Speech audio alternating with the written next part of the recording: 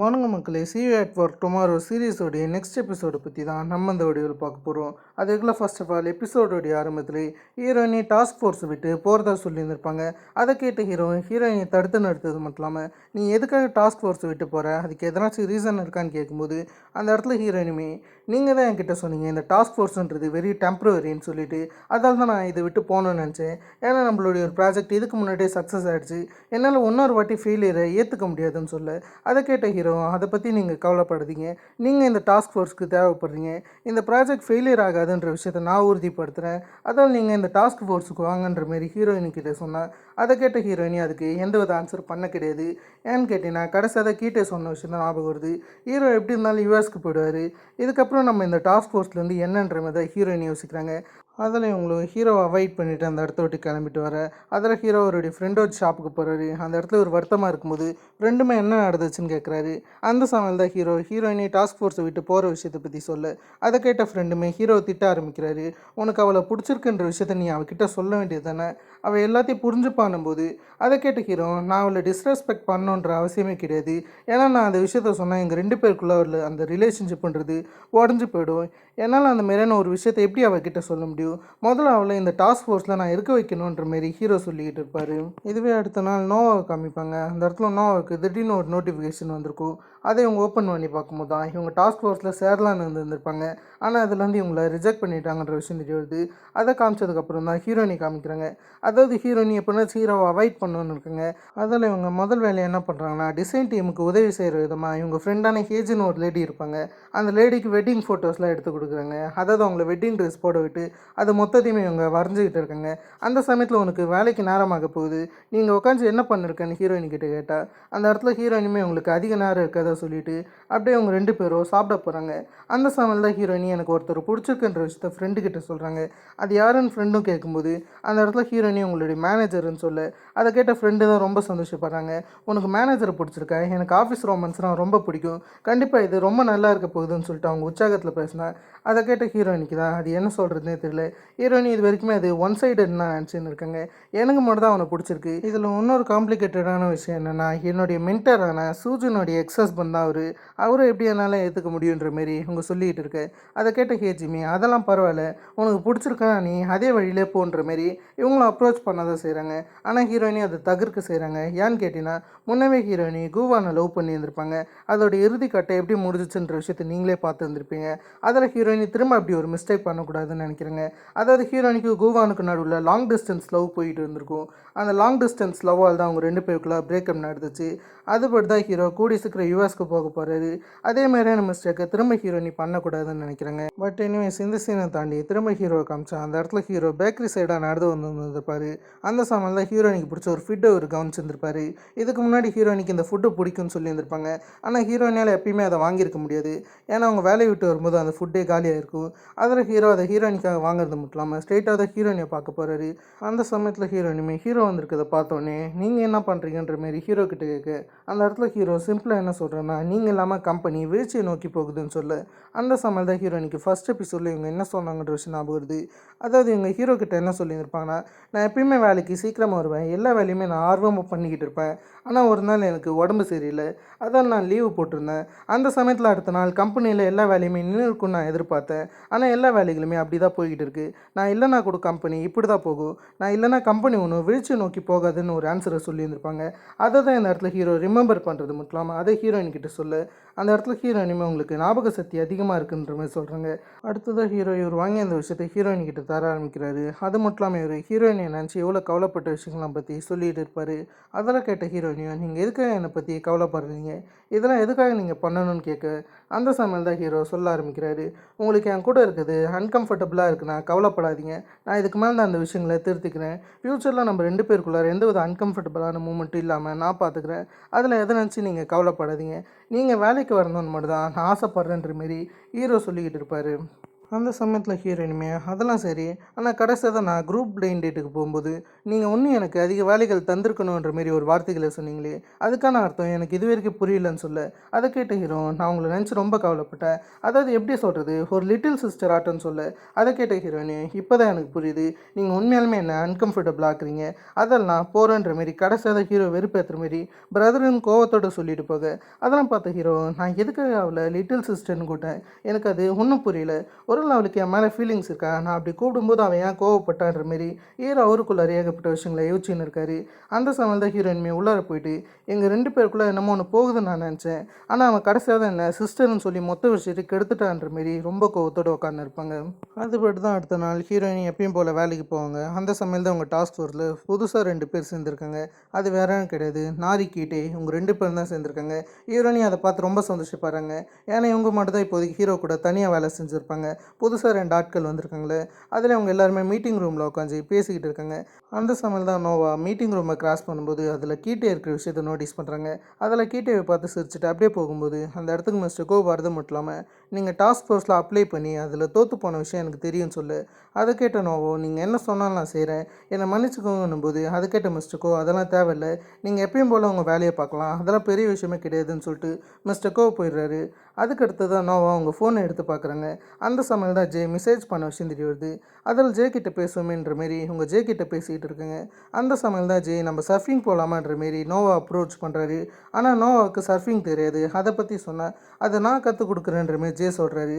அதை கேட்ட நோவா உனக்கு ஏகப்பட்ட விஷயங்கள் தெரிஞ்சிருக்குன்னு நினைக்கிறேன்ற மாரி சொல்கிறது மட்டும் இல்லாமல் கடைசியாக தான் அவர் கூட சர்ஃபிங் போக ஒத்துக்கிறாங்க. இன்னொரு பக்கம் ஹீரோ அவருடைய டாஸ்க் ஃபோர்ஸோடு வந்து காஃபி வாங்கலான்னு இருந்திருப்பார். ஹீரோவுக்கு காஃபி பெருசாக பிடிக்காது. அதில் அவங்க டீம்மேட்டர்ஸ் கிட்ட காஃபி உங்கள் ஹெல்த்துக்கு நல்லது கிடையாது, அதால் டீ வாங்குங்கன்ற மாரி அப்ரோச் பண்ணுறாரு. இதை பார்த்தோன்னே ஹீரோயினோட முகம் தான் வாடி போகுது. ஏன்னா ஹீரோ எப்பயுமே ஹீரோயினி கிட்ட தான் இந்த மாதிரியான வார்த்தைகள்லாம் சொல்லியிருந்திருப்பாரு. அந்த சமையல் தான் ஹீரோயினிக்கு இவங்க ஒன்றும் ஸ்பெஷல் இல்லைன்ற விஷயமே தெரிய வருது. அதில் இவங்க அந்த கேமல் டீயை வாங்கிக்கிட்டு அப்படியே நடந்து வந்துட்டு இருப்பாங்க. அப்படி நடந்து வரும்போது தான் அங்கே இருக்கிற அனாரி ஹீரோவுக்கு ஹீரோயினிக்கு நடுவில் எதனாச்சும் போகுதான்ற மாரி பேசிகிட்டு இருப்பாங்க. ஏன்னா ஹீரோ ஹீரோயினியும் லைட்டாக டிஸ்டன்ஸ் விட்டு தான் பேசுகிறாங்க. ஆரம்பத்தில் பேஸ்பால் மேட்ச்சில் பார்க்கும்போது 2 பேருமே ரொம்ப க்ளோஸாக தெரிஞ்சிருந்திருப்பாங்க. அதுலேருந்து இவங்க 2 பேருக்குள்ள இடைவெளி இருக்குன்ற விஷயத்த நாரி புரிஞ்சுக்கிறாங்க. அதால் நாரி சின்னதாக ஒரு ஐடியா பண்ணுறாங்க. அது என்னன்னு கேட்டிங்கன்னா டீம் ரெட்ரீட்டுக்கு போகலாமான்ற மாரி அந்த பக்கம் ஹீரோயினிக்கிட்ட அப்ரோச் பண்ணால் அந்த இடத்துல ஹீரோயினி அதெல்லாம் தேவையில்லாத விஷயம், அதெல்லாம் ஆஃபீஸ் பணத்தை அழிக்கிற மாதிரி தான் இருக்கும், அதே சமயத்தில் இதெல்லாம் ஹீரோவுக்கு பிடிக்காதுன்னு சொல்லும்போது எதிர்பாராததுக்குலாம் அந்த இடத்துல ஹீரோ டீம் ரெட்ரீவுக்கு ஒத்துக்கிறாரு. அப்படியே இந்த ஷார்ட்டை கட் பண்ணிவிட்டு அந்த பக்கம் நோவை காமிப்பாங்க. அவங்க ஜேவோட சர்ஃபிங் பண்ணிக்கிட்டு இருக்காங்க. அப்படியே எல்லாத்தையும் முடிச்சுட்டு இவங்க பேசிட்டு நடந்து வரும்போது தான் நோவோடைய எக்ஸ் பாய் ஃப்ரெண்ட் வர விஷயத்த நோவா கவனிக்கிறாங்க. அதால் நோவும் ஜேவுக்கு பின்னாடி மறைச்சிக்கிறாங்க. இதை புரிஞ்சுக்கிற ஜேவா அவருடைய சர்ஃபிங் போர்ட் மூலிமா நோவை தள்ளி விட்டுறாரு. அதில் இவங்களும் வெளியே வந்து விழும்போது அந்த சைடு இருக்கிற கூவானோ நீங்கள் என்ன பண்ணுறேன்னு நோவா கிட்ட கேட்க, அந்த சமயத்தில் கூவானோட கேர்ள் ஃப்ரெண்ட் இவ்வளோ உனக்கு தெரியுமான்ற மாதிரி கேட்கும்போது அந்த சமயம் தான் நோவா என்ன சொல்கிறாங்கன்னா உங்களுக்கு என்ன ஞாபகம் இல்லையா, நம்ம 2 பேரும் அந்த காலேஜில் பார்த்துக்கிட்டப்பன்ற மாதிரி பேச, அந்த சமயம் தான் இவங்களும் ஓ நீங்கள் கூவானோடைய கசுனான்ற மாரி பேச, அதை கேட்டோடனே நோவோடைய முகமே வாடி போயிடுது. அதாவது அந்த பொண்ணுக்கிட்ட இது வரைக்கும் ஒரு நோவா காதலிச்ச விஷயத்தை பற்றி சொல்ல நினைக்கிறேன்.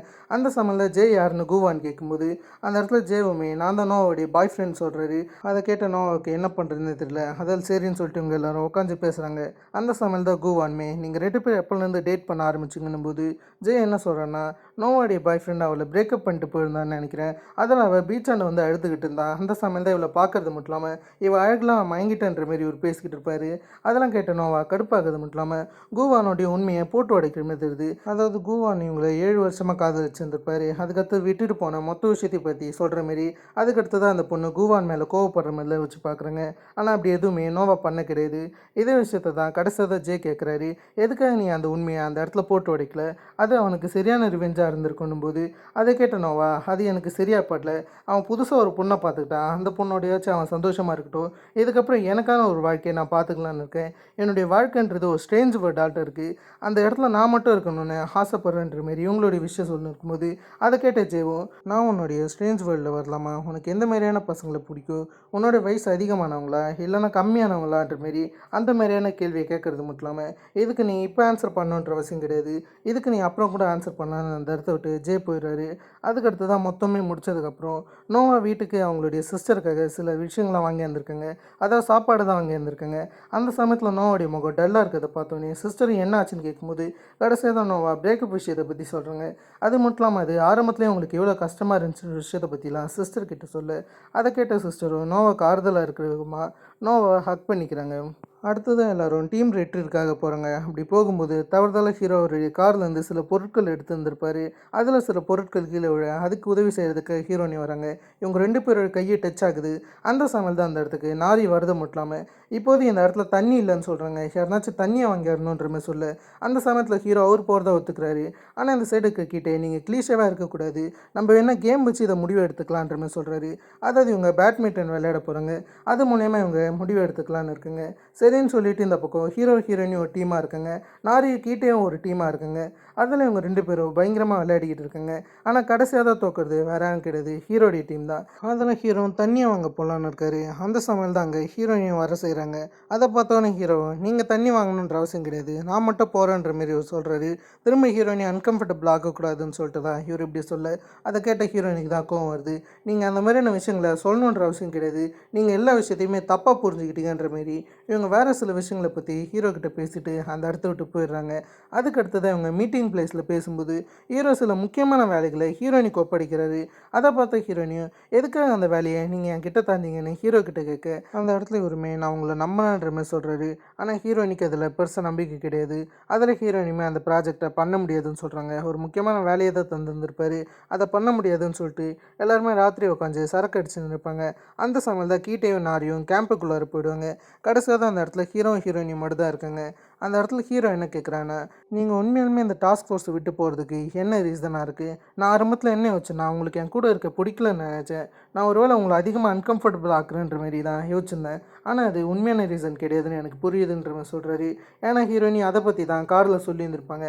அதாவது உங்களுக்கு ஹீரோ கூட இருக்கும்போது அன்கம்ஃபர்டபுளாக இல்லைன்ற மாதிரி டீட்டெயிலாக சொல்லியிருந்திருப்பாங்க. அதை யோசிச்சு பார்த்த ஹீரோ அப்போனா அதுக்கு உண்மையான ரீசன் என்னன்னு ஹீரோயினி கிட்ட கேட்டால் அவங்க அந்த இடத்த விட்டு போகலான்னு இருக்காங்க. ஹீரோ அவங்கள நிற்பாடுறது மட்டும் இல்லாமல் திரும்ப அதே கேள்வியை தான் கேட்குறாரு. அந்த சமையல் தான் ஹீரோயினி நீங்கள் யுஎஸ்க்கு போகிற விஷயத்தை பற்றி நான் கேள்விப்பட்டதா சொன்னல. அதை கேட்ட ஹீரோ அதுதான் உண்மையான ரீசனாக, அதை பற்றி நீங்கள் கவலைப்படுத்த கிடையாது. ஏன்னா நான் யுஎஸ்க்கு போனால் இந்த டாஸ்க் ஃபோர்ஸ் எப்படி இருந்தாலும் கலைஞ்சிரும். ஆனால் நீங்கள் எப்பயும் போல் உங்களுடைய ஆர்டினரி ஒர்க்கை பார்க்கலான்னு சொல்ல அந்த சமையல் தான் ஹீரோயினுமே நம்ம ஒரு டீம்னு நீங்கள் சொல்லியிருந்தீங்க, அதால் நம்மளால் எப்படி இப்படி ஒருத்தர் விட்டு ஒருத்தர் போக முடியும், என்னால் எப்படி என்னுடைய ஆர்டினரி ஒர்க் ஆரம்பிக்க முடியும், எல்லாமே இங்கே தான் ஆரம்பிச்சிச்சு, கடைசியில் இங்கேவே முடிய போகுதுன்ற மாதிரி ஹீரோ கிட்ட எமோஷனலாக பேசிகிட்டு இருப்பாங்க. அவங்க எமோஷனை பிடிச்சிக்கின ஹீரோ நான் யுஎஸ்க்கு போகக்கூடாதுன்னு நீங்கள் ஆசைப்பட்றீங்கன்னா சரி அதையே நீங்கள் சொல்லுங்கள், நான் யுஎஸ்க்கு போகக்கூடாதுன்னு நீங்கள் சொல்லுங்கன்னும் போது அதை கேட்ட ஹீரோயினியும் என்னால் எப்படி அப்படி சொல்ல முடியும்னு சொல்லிட்டு அந்த இடத்த விட்டு போயிடுறாங்க. அடுத்த நாள் ஹீரோயினி இந்த விஷயத்தை பற்றி தான் யோசிச்சுன்னு இருக்காங்க. எதுக்கு நான் அவர்கிட்ட அந்த மாதிரியான விஷயத்தை பற்றி சொல்லணும், அவர் யுஎஸ்க்கு போனால் எனக்கு என்னன்ற மாரி அந்த மாதிரியான சில விஷயங்களை பற்றி தான் ஹீரோயினி யோசிச்சுன்னு இருப்பாங்க. அவங்களுக்கு ஒன்றுமோ சில விஷயங்கள் புரியவே கிடையாது. அதெல்லாம் காமிச்சதுக்கப்புறம் திரும்ப நம்ம ஹீரோடைய சீனுக்கு வரும். அந்த இடத்துல ஹீரோவை பார்க்க பிரசிடென்ட் கூப்பிட்டு வந்திருப்பாங்க. அந்த இடத்துல பிரசிடென்ட் ஹீரோ அப்கமிங்கில் யூஎஸ்க்கு போக போகிறார்ல அந்த விஷயத்தை பற்றி தான் ஹீரோ கிட்ட விசாரிச்சுக்கிட்டு இருக்காங்க. இப்போது ஹீரோ யூஎஸ்க்கு போகிற விஷயம் அங்கே இருக்கிற அதிகாரிகளுக்கு தெரிஞ்சிச்சு. அதில் ஆஃபீஸ் முழுக்க ஒரே ரூமர்ஸ் தான் போயிட்டு இருக்கும். ஹீரோ யூஎஸ்க்கு போனதுக்கப்புறம் இந்த டாஸ்க் ஃபோர்ஸோடைய நிலமன்றது ரொம்ப மோசமாயிடும், அங்கே இருக்கவங்களாம் எங்கே போவாங்கன்ற விஷயம் தெரியாதுன்ற மாரி அதிகாரிகள் பேசிகிட்டு இருக்காங்க. இதெல்லாம் இருக்கும்போது தான் ஹீரோ ஹீரோயினியை தேடிக்கிட்டு இருப்பார். அதாவது ஹீரோயினி உங்கள் டாஸ்க் ஃபோர்ஸ்க்கு வரல எங்கன்னு விசாரிக்கும் போது ஹீரோயினி வேறு ஒரு சில வேலைகளாக போயிருக்கிற விஷயம் தெரியுது. சரின்னு காஃபி பிரேக் அப்போ ஹீரோயினியை தான் ஹீரோ தேடுறாரு. அந்த சமயத்தில் கூட ஹீரோயினி வரல. சரின்னு கடைசியாக தான் ஹீரோயினி வருவாங்களான்ற மாரி ஹீரோயினிக்காக ஹீரோ காத்துக்கிட்டு இருக்காரு. ஆனால் அப்பா கூட பெருசாக ஹீரோயினி வந்த மாதிரியே தெரியல. அதெல்லாம் காமிச்சதுக்கப்புறம் வேலையை விட்டுட்டு கீட்டே போயிட்டு இருந்திருப்பார். அந்த சமயத்தில் தான் கீட்டேவுக்கு மிஸ்டர் கோ கிட்ட இருந்து கால் வந்திருக்கும். என்னமோ ஒரு முக்கியமான வேலைன்னு சொல்லிட்டு ஒரு மிஸ்டர் கோவை பார்க்க போயிருக்காரு. அந்த இடத்துல மிஸ்டர் கோவுமே இப்போது கீட்டேவை இவர் பக்கம் சேர்ந்துக்க சொல்கிறாரு. கீட்டை இப்போது ஹீரோ பக்கம் இருக்கார்ல, அதில் ஹீரோ கூட இருந்தால் அது உனக்கு தான் டேஞ்சர் ஆகும். ஹீரோ கூடிய சீக்கிரம் யூஎஸ்க்கு போக போகிறான். அதில் இந்த டாஸ்க் ஃபோர்ஸ்லேருந்து உனக்கு எந்த வித வேலையுமே கிடைக்காது. உன்னுடைய ஃபேமிலியை பற்றி யோசி, அதில் என் கூட வாண்டுற மாரி கிட்டே ஒரு சின்ன அப்ரோச் பண்ணுறாரு. நெக்ஸ்ட் சீனில் ஹீரோயினை காமிச்சா அவங்க ஒன்றும் ஆஃபீஸில் தான் இருக்குங்க. அந்த சமயத்தில் இவங்க அப்பா கால் பண்ணுறது மட்டும் இல்லாமல் நான் உங்ககிட்ட ஒரு பையனை பற்றி சொல்லியிருந்தேன்ல, அந்த பையன் உன்னுடைய கேசட்டை ரெடி பண்ணிட்டான்னு சொல்ல அதை கேட்ட ஹீரோயினி எதுக்கு நீங்கள் மற்றவங்ககிட்ட இந்த வேலைகளை தரீங்கன்னு சொல்லிட்டு திரும்ப ஹீரோயினி அவங்க வேலையை தான் பார்த்துட்டு இருக்காங்க. அந்த சமயத்தில் அந்த இடத்துக்கு ஒரு செக்யூரிட்டி கார்டு வராரு. யாருனாச்சும் இருக்காங்களான்ற மாதிரி வெளியே பார்த்துட்டு இவர் உள்ளார கதவை சாத்திட்டு போயிடுறாரு. அடுத்ததாக தான் ஹீரோயின் நேரம் ஆயிடுச்சுன்னு தெரிஞ்சுக்கிட்டு இந்த இடத்த விட்டு கிளம்பலான்னு இருக்காங்க. அப்போ தான் கதவை சாத்திட்டு இருக்கிற விஷயம் தெரிய வருது. சரின்னு யாருக்குனாச்சும் கால் பண்ணலான்னு இருக்காங்க. முக்கியமாக ஆஃபீஸில் இருக்கிற யாருனாச்சும் பண்ணணும்னு யோசிக்கும்போது ஹீரோடைய ஞாபகம் தான் வருது. ஆனால் இவங்களுக்கு முன்னாடி ஹீரோ கால் பண்ணுறாரு. அதில் ஹீரோயின்மே நான் ப்ரோவில் இருக்கேன்ற மாதிரி சொல்ல அதுக்குள்ளார அந்த ஃபோன் வந்து ஆஃப் ஆகிடுது. ஹீரோயினி ஃபுல்லாக எங்கே இருக்காங்கன்ற விஷயத்தையும் சொல்ல ஆனால் ஹீரோயினி ஆஃபீஸில் இருக்காங்கன்ற விஷயத்தை தெரிஞ்சுக்கிறாரு. அதில் ஹீரோயின் இங்கே எங்கேனாச்சும் இருக்கணுன்ற மாரி ஒரு ஏகப்பட்ட இடத்துல தர்றாரு. அந்த சமயம் தான் ஹீரோயினி கடைசியாக ப்ரோன்னு சொன்ன விஷயத்தை வச்சுட்டு எங்கே ஹீரோயின் இருக்காங்க தெரிஞ்சுக்கிட்டு அந்த இடத்துக்கு இவர் போக ஆரம்பிக்கிறாரு. கடைசியாக ஹீரோயினி அங்கே உட்காந்துக்கிட்டு எப்பயும் போல் வேலை பார்த்துட்டு இருக்காங்க. அதை பார்த்த ஹீரோ நீங்கள் என்ன பண்ணுறீங்கன்னு கேட்கும்போது அந்த இடத்துல ஹீரோயினுமே வேலை பார்க்கறதா சொல்கிறாங்க. எப்படினாச்சும் அந்த ப்ராஜெக்ட் நான் சக்ஸஸ் ஆகணும்னு யோசிக்கிறேன். ஏன்னா இந்த ப்ராஜெக்ட் உங்களுக்கு எவ்வளோ முக்கியன்ற விஷயம் எனக்கு நல்லாவே தெரியும். ஒருவேளை இந்த ப்ராஜெக்ட் ஃபெயில் ஆச்சுன்னா உங்களால் யுஎஸ்க்கு போக முடியாதுன்னு சொல்ல அதை கேட்ட ஹீரோ எதுக்காக நீ இந்த மாதிரியான விஷயங்கள் பண்ணுறேன்னு தெரியல, நான் உன்னை நினச்சி ரொம்பவே கவலைப்பட்டேன்னு ஹீரோயின் கிட்டே சொல்கிறாரு. அதை கேட்ட ஹீரோயினியும் நீங்கள் எதுக்காக என்ன நினச்சி கவலைப்படுறீங்க, ஒருவேளை நான் உங்களுடைய லிட்டில் சிஸ்டர்ன்றதாலேன்னு கேட்க ஹீரோ என்ன சொல்கிறேன்னா நான் உங்களை நினச்சி கவலைப்படுறது உண்மைதான். ஆனால் நான் என்றைக்குமே உங்களை என்னுடைய லிட்டில் சிஸ்டரை நினச்சதே கிடையாது. நீங்கள் திரும்ப மயக்கம் போட்டிருப்பீங்களோ இல்லைனா உங்களுக்கு வேறு எதனாச்சும் நடந்திருக்குமோன்னு சொல்லிட்டு தான் நான் ரொம்ப கவலைப்பட்டேன். எனக்கு உங்களை ரொம்பவே பிடிச்சிருக்கு, அந்த விஷயத்த தான் நான் சொல்கிறேன். இது வரைக்குமே நான் யார் மேலேயும் காட்டாத கைண்ட்னஸை உங்கள் மேலே தான் காமிச்சிருக்கேன். எனக்கு இன்னமும் உங்கள் மேலே ஃபீலிங்ஸ் இருக்குதுன்னு சொல்ல அதை கேட்டு ஹீரோயினி ஷாக் ஆகிறாங்க. அந்த சமையல் தான் செக்யூரிட்டி கார்டு கூப்பிடு. அதை கேட்ட ஹீரோ நான் உங்களுக்காக வெளியே காத்திருக்கேன்னு சொல்கிறாரு. அதுக்கடுத்து தான் ஹீரோயினி வெளியே வராங்க. அந்த சமையல் தான் மழை பெய்கிற விஷயத்தை ஹீரோயினி நோட்டீஸ் பண்ணுறாங்க. சரின்னு அந்த சமயத்தில் ஹீரோயினிக்காக கொடையை தர்றாரு. அந்த சமயத்தில் நீங்கள் வேணா என் கூட வரீங்களான்ற மாதிரி ஹீரோயினிக்கிட்ட கேட்குறாரு. ஆனால் ஹீரோயினி வேறு சில இடத்துக்கு போகிறதா சொல்ல அதை கேட்ட ஹீரோ அப்போனா இந்த கொடியை நீங்களே வச்சுக்கோங்கன்னு சொல்லிட்டு அந்த இடத்த விட்டு ஹீரோ போக ஆரம்பிக்கிறாரு. கடைசியாக பஸ் வந்தோடனே ஹீரோயினி அதில் போக ஆரம்பிக்கிறாங்க. ஆனால் நேரமாக என்னமோ தெரியல பஸ் பிரேக் டவுன் ஆகிடுது. அதில் ஹீரோயினி வெளியே நின்றுக்கிட்டு இருக்காங்க. அப்படியே நின்றுக்கிட்டு இருக்கும்போது தான் ஹீரோடைய ஞாபகம் திரும்ப இவங்களுக்கு வருது. நான் அவரை போக விட்டுருக்கூடாதுன்னு சொல்லிட்டு ஹீரோவுக்கு மெசேஜ் அனுப்புனாங்க. எங்கே இருக்கீங்கன்னு மெசேஜ் அனுப்பும்போது ரிப்ளை வரல. அதில் ஹீரோவுக்கு கால் பண்ணலான்னு இருக்காங்க. அப்படி கால் பண்ணும்போதும் ஹீரோ காலை அட்டன் பண்ணுற மாதிரி தெரியல. சரி வேறு சில விஷயங்களாக இருக்குமோன்னு சொல்லிட்டு இவங்க அப்பாவுடைய ஷாப்புக்கு ஹீரோயினி போகிறாங்க. ஆனால் அந்த இடத்துல இருக்கிறது என்னமோ ஹீரோ தான். ஹீரோவை பார்த்தோன்னே இவங்க ஷாக் ஆகிறது மட்டும் இல்லாமல் நீங்கள் என்ன பண்ணுறீங்கன்னு கேட்க அதே கேள்வியை தான் ஹீரோ கேட்குறாரு. அந்த இடத்துல ஹீரோயினுமே இது என்னுடைய அப்பாவுடைய கடைன்னு சொல்கிறது மட்டும் இல்லாமல் என்னுடைய அப்பா சொன்ன அந்த பையன் நீங்களா, அதேமாதிரி அந்த ரெக்கார்டரையும் நீங்கள் தான் சரி பண்ணீங்களான்னு ஹீரோ கிட்ட கேட்கும்போது அந்த இடத்துல ஹீரோவுமே ஆமான்னு சொல்கிறாரு. ஹீரோவுக்கு இது கொஞ்சம் ஷாக்கிங்காக தான் இருக்குது. அந்த சமயம் தான் ஹீரோ அந்த இடத்துல இவருடைய வீட்டில் இருந்து அந்த இன்ஸ்ட்ருமெண்ட்டை தந்துருப்பார். இந்த விஷயத்த தான் ஹீரோடைய அப்பா ஹீரோ கிட்ட தந்துருப்பார். அதில் ஹீரோ வேலை பார்க்கறது மட்டும் இல்லாமல் ஹீரோயின்கிட்ட என்ன கேட்குறேன்னா நான் இந்த இடத்துக்கு 20 வருஷமாக வந்துக்கிட்டு இருக்கேன், ஆனால் இது வரைக்குமே நான் உங்களை பார்த்தது கிடையாதுன்னு சொல்லு. அந்த இடத்துல ஹீரோயினுமே கடைசியாக தான் நம்ம பார்த்துட்டோம், நானும் உங்கள் கூட வேலை செய்யலாமான்ற மாதிரி சொல்கிறாங்க. அதாவது அவருடைய இன்ஸ்ட்ருமெண்ட்டை இவங்களும் சரி பண்ணலாமான்னு கேட்கும்போது ஹீரோ அதுக்கு ஒத்துக்கிறாரு. சரின்னு சொல்லிட்டு 2 பேருமே வேலை செய்யும்போது 2 பேருடைய கையுமே டச் ஆகுது. அந்த இடத்துல ஹீரோயினுக்கு லைட்டாக ஃபீலிங்ஸ் வருது. அதில் இவங்க என்ன சொல்கிறாங்கன்னா நான் உங்ககிட்ட ஒரு விஷயம் கேட்கலாமா, அதாவது நீங்கள் யுஎஸ்க்கு போகாதீங்கன்னும் போது அதை கேட்ட ஹீரோ சரின்னு சொல்லிட்டு அதை ஒத்துக்கிறாரு. ஏன்னா ஹீரோ முன்னவே இந்த முடிவில் தான் இருந்திருப்பார். அதுக்கடுத்தது ஹீரோயினி என்ன சொல்கிறாங்கன்னா நான் உங்களுக்கு கிஸ் கொடுக்கலாமான்ற மாதிரி கேட்க அதை கேட்ட ஹீரோ நான் அதுக்காக தான் காத்துக்கிட்டு இருக்கேன்னு சொல்கிறாரு. சரின்னு 2 பேருமே க்ளோஸாக இருக்கிறது மட்டும் இல்லாமல் அழுத்தி கிஸ் கொடுக்க ஆரம்பிக்கிறாங்க. ஒரு டீப்பான கிஸ்ஸின் இந்த இடத்துல அடக்கு செய்து கடைசியதை இவங்க 2 பேருமே ஒருத்தர் ப்ரப்போஸ் பண்ணிக்கிறாங்க. ஹீரோனி ஒரு பக்கம் ஹீரோ கிட்ட ஐ லைக் யூன்னு சொல்ல ஹீரோவும் அதே விஷயத்தை தான் சொல்கிறாரு, ஐ லைக் யூ டூன்னு சொல்லி அதோடவே இந்த எபிசோடை டோட்டலாக கம்ப்ளீட் பண்ணுறாங்க. கண்டிப்பாக உங்களுக்கு இந்த எபிசோட் பிடிச்சிருக்குன்னு நினைக்கிறேன். இதேமாதிரி நான் உங்களை வேறு ஒரு தன்னால் ஆசமான வீடியோவில் சந்திக்கிறதுக்கும் ஹேவ் ஃபன் கைஸ்.